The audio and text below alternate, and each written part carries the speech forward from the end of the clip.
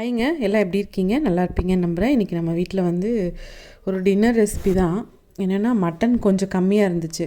சரி, அது கூட முட்டை வேக வச்சு போட்டு செய்யலாம் அப்படின்ட்டு, அதுவும் பொடிகளோடு வச்சு செஞ்சது தான். அதுக்கு வந்து நம்ம கடாயில் நான் தேங்காய் எண்ணெய் தான் விட்டுருக்கேன். தேங்காய் எண்ணெய், சோம்பு, பட்டை, கிராம்பு, சீரகம், கொஞ்சமாக சீரகம், ஒரு ஏலக்காய், அப்புறம் கல்பாசி இதெல்லாம் போட்டு எல்லாமே கொஞ்சம் கொஞ்சம், ஏன்னா ரொம்ப குவான்டிட்டி கம்மிங்கிறனால எல்லாம் 1 2 அந்த மாதிரி போட்டிருக்கேன். போட்டு அது எல்லாம் நல்லா பொரிஞ்சதுக்கப்புறமா சின்ன வெங்காயம் ஒரு 10 சின்ன வெங்காயத்தை ரெண்டாக மட்டும் கட் பண்ணி வச்சுருந்தேன். அது கருவேப்பிலை எல்லாம் போட்டு வதங்கினதுக்கப்புறமா நான் வந்து கொஞ்சமாக மிளகாத்தூள், அதாவது குழம்பு மிளகாத்தூள் வீட்டில் அரைச்சதும் கொஞ்சம் கரம் மசாலாவும் போட்டிருக்கேன்.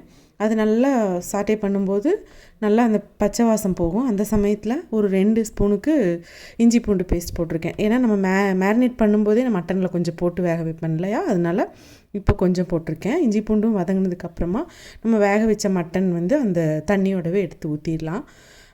இப்போ வந்து நம்மளுக்கு இது காரம் உப்பெல்லாம் கரெக்டாக இருக்கான்னு இந்த ஸ்டேஜில் பார்த்துட்டு நமக்கு தேவையான தண்ணி விட்டு நல்லா, நான் உங்களுக்கு சொல்லியிருக்கேன் இல்லையா, குக்கரில் வேக வைக்கும்போது அந்த டேஸ்ட் மாறுதுன்னு நினைக்கிறதுனால இந்த மாதிரி ஸ்டேஜில் நல்லாவே கொதிக்க விட்டு அதுக்கப்புறமா தேங்காய் பாலோ தேங்காயோ அரைச்சி விட்டுக்கலாம். நான் 2 ஸ்பூன் தேங்காய் பூவை கொஞ்சமாக கசகசா போட்டு அரைச்சிருக்கேன். இதில் முந்திரியும் ஒரு 5-6 முந்திரியும் சேர்த்துக்கிட்டிங்கனாலும் குழம்பு வந்து கொஞ்சம் கெட்டியாகி கிடைக்கும்.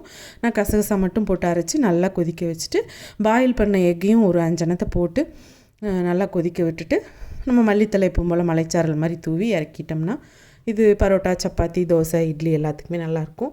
டின்னரில் அது இந்த இப்போ மழை பெஞ்சிட்ருக்கு பயங்கரமாக இங்கேயெல்லாம், பொள்ளாச்சியெல்லாம். அதாவது அந்த சமயத்துக்கு சூடாக அப்போ செய்கிறதுக்கு நல்லாயிருக்கும்.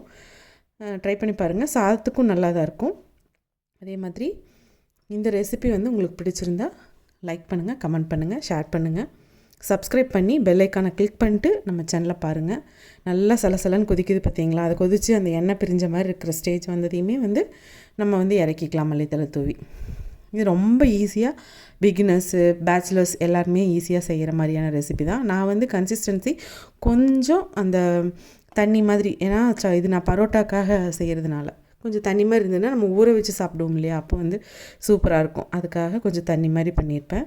நீங்கள் இதில் கட்டியாக வேணும்னா கொஞ்சம் தேங்காய் சேர்த்து விட்டுக்கிட்டாலும் போதும். ஏன்னா இது வந்து பெருசாக மசாலா அது இதுன்னு போடாமல் செய்கிறது, அதனால தான் உங்கள் கூட ஷேர் பண்ணிக்கலான்னு சொல்லிட்டு. பாருங்கள், அந்த லைட்டாக எண்ணெய் பிரிஞ்சிருக்கும் ஓரத்துல எல்லாம் பார்த்தீங்கன்னா தெரியும். அந்த ஒரு மாதிரி ப்ரௌன் கலரில் மாறும். அப்புறம் உங்களுக்கு அந்த ஸ்டேஜில் நம்ம வந்து இறக்கிக்கலாம். ரொம்பவே நல்லாயிருக்கும். ட்ரை பண்ணி பார்த்துட்டு எப்படி இருந்துச்சுன்னு சொல்லுங்கள். உங்களோட சப்போர்ட் எனக்கு ரொம்ப முக்கியம். கண்டிப்பாக சப்போர்ட் பண்ணுங்கள். நான் இப்போ தான் மல்லித்தலை கட் பண்ணி மலைச்சாரல் மாதிரி தூவி விடுறேன். இப்போ இங்கே நம்ம சைல் பொள்ளாச்சி, கோயம்புத்தூர் எல்லாமே வந்து கேரளாவோட மழையா இல்லை இந்த சீசன் மழையான்னு தெரியல, நல்லா மழை பெஞ்சிட்ருக்கு. டக்குன்னு செய்கிற ரெசிபி தான். நான்வெஜ் வந்து இந்த மழைக்கு கொஞ்சம் தேவைப்படுது அப்படிங்கிற மாதிரி இருக்கும் இல்லையா, அந்த சமயத்துக்கு டக்குன்னு செஞ்சிடலாம். அதுக்காக தான் பண்ணியிருக்கேன். நான் பரோட்டாவோடு சாப்பிட்டேன். நீங்கள் செஞ்சு பார்த்துட்டு எனக்கு சொல்லுங்கள். இதோட நல்ல ரெசிபியோடு உங்களை நாளைக்கு மறுபடியும் சந்திக்கிறேன். Thanks for வாட்சிங்க. டாட்டா.